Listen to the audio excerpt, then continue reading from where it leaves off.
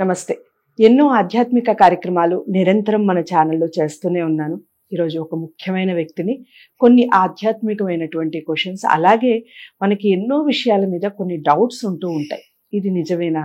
ఇది ఇంతవరకు నిజం? ఈ విషయంలో ఇంత వాస్తవం దాగి ఉందా? ఇలాంటివన్నీ మనకి డౌట్స్ ఉంటాయి. ఒక ముఖ్యమైన వ్యక్తిని లేదా ఆధ్యాత్మికంగా సేవల్ని అందించే వ్యక్తుల్ని కలిసినప్పుడే ఆ యొక్క ప్రశ్నలకి సమాధానాలు దొరుకుతాయి.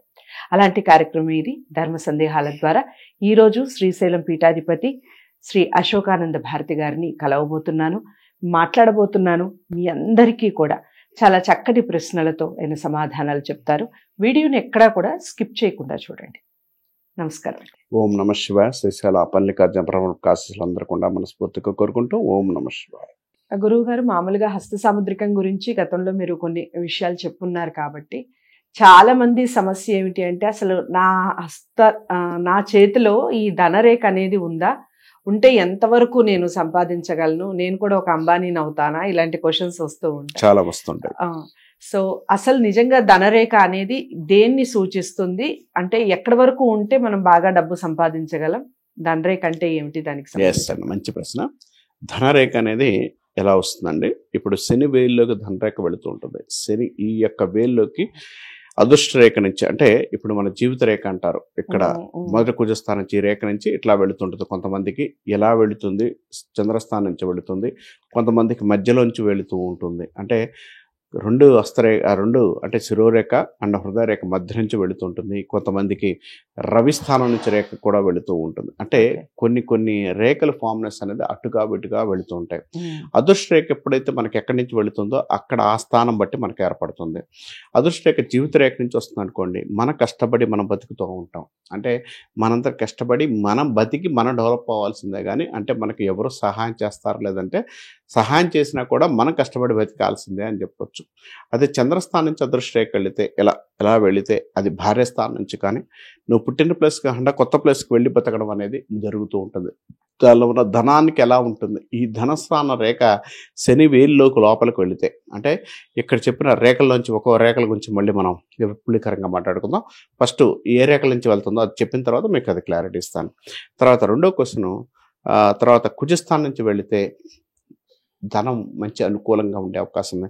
రవిస్థానం నుంచి వెళుతుంది. ఇట్లా కొన్ని రేఖలు మధ్యలోంచి వెళుతుంటాయి. మధ్యలోంచి వెళితే అప్పుడు దాకా కూడా ఏ పని చేయలేడు, ఎక్కడ కష్టపడ్డా కూడా పని కాకుండా వర్కౌట్ కాకుండా బతుకుతూ ఉంటాడు. ఎప్పుడైతే చంద్రస్థానం నుంచి వెళుతుందో భార్య స్థానం నుంచి డెవలప్మెంట్ వచ్చిన వాళ్ళు చాలామంది ఉన్నారు. ధనస్థానం ఎప్పుడైతే బాగుంటుందో, శని వేళ్ళకి ఎప్పుడైతే వెళ్తుందో జీవితంలో ఫైనాన్షియల్గా ఆర్థిక విషయాల్లో మంచి సక్సెస్ రావడానికి, మంచి డెవలప్మెంట్ ఉండే అవకాశం కలిగి ఉంటారు. వీరికి చేతిలో ఎప్పుడు చూసినా కూడా ధనం అనేది మంచి అనుకూలమైన ఫలితాలతో పాటు సక్సెస్ రావడానికి అవకాశం కలిగి ఉంటారు.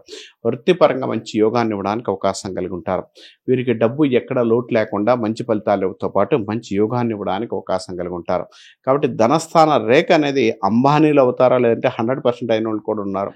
ధనరేఖ పుష్కలంగా ఉండి ధనస్థానంలో శని స్థాన రేఖల్లోకి వెళ్ళిన వాళ్ళు అంబానీ అయిన వాళ్ళు కూడా ఉన్నారు. అంబానీ యొక్క జాతకం అస్సాముద్రికంలో చూసుకుంటే, ఆయన జాతకంలో చూసుకున్నా, నేను ఒకసారి చూశాను. నేను ఆ రేఖలు పుస్తకాల్లో చూశానండి. నేను నిజంగా బతుకున్నప్పుడు ఎక్కడా చూడలేదు. మళ్ళీ దాని మీద కామెంట్ చేయకండి, క్లారిటీ ఇస్తున్నాను.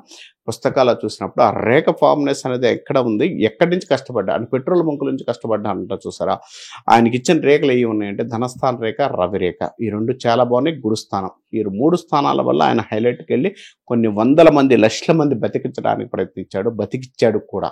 తర్వాత ఆయన జాతకాన్ని సంబంధించినంత కూడా ఏ రేఖ ఎక్కడ ఫార్మ్నెస్ ఉన్నదో, ఆ ఫార్మ్నెస్లో ఏ టైం నుంచి మనకు యోగాన్ని ఇస్తుందో అస్సాముద్రికం 100% చెప్పచ్చు.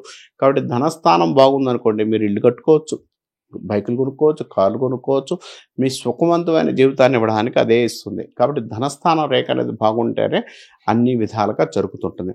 ఈ ధనస్థాన రేఖని చాలామంది అదృష్ట రేఖ అని కూడా అంటుంటాం మనం. అదృష్ట రేఖ బాగుంటే మన అన్ని బాగున్నట్టు అన్నట్టు.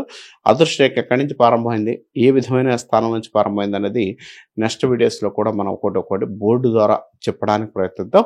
అది చెప్పిన తర్వాత రేఖల మీద ఎంతవరకు బాగుంది, దానిలో ఖండితులు ఉన్నాయా, ఇబ్బందులు ఉన్నాయా, లాసెస్ ఉన్నాయా, మనకి నమ్మినోళ్ళే మోసం చేస్తారా, తర్వాత భార్యస్థానం నుంచి లాస్ అవుతావా, తర్వాత సంతాన స్థానం నుంచి కూడా ఇబ్బంది పడతావా, అనారోగ్యంలో మన దగ్గర డబ్బులు ఉంటాయా, ఇలాంటి విషయాలు కూడా చాలా కులశంగా అంటే చాలా కరెక్ట్గా చాలా వివరంగా మనం చెప్పడానికి ప్రయత్నించవచ్చు, చాలా చేసుకోవచ్చు. కాబట్టి ఇదన్నీ కూడా 100% నిజంగా శాస్త్రం ఉంది కాబట్టి శాస్త్రం బట్టి మనం మాట్లాడాలి. కాబట్టి 100% శాస్త్రం అయితే ఉందని చెప్పవచ్చు. సో అదండి. మామూలుగా హస్త సాముద్రికం మీద చాలా మందికి చాలా రకాలైన డౌట్స్ ఉంటాయి. ముఖ్యంగా ధనరేఖ మనకి అసలు హస్తంలో ఉందా లేదా, ఉంటే ఎలా ఉంటుంది, ఈ క్లారిటీ అనేది గురువుగారు చాలా చక్కగా చెప్పారు. గురువుగారు చెప్పినటువంటి విషయాలు ఏవైతే ఉన్నాయో ఒకసారి పరిశీలించుకోండి. డౌట్స్ ఏమన్నా ఉంటే కామెంట్ బాక్స్లో తెలియచేయండి. రేఖలకి సంబంధించి ఇంకా చాలా వీడియోస్ చేసే ప్రయత్నం చేస్తాను. తప్పకుండా ఈ వీడియోని లైక్ చేసి షేర్ చేయండి. ఛానల్ని సబ్స్క్రైబ్ చేసుకోండి. తదుపరి వీడియోతో మళ్ళీ కలుస్తాను. నమస్తే.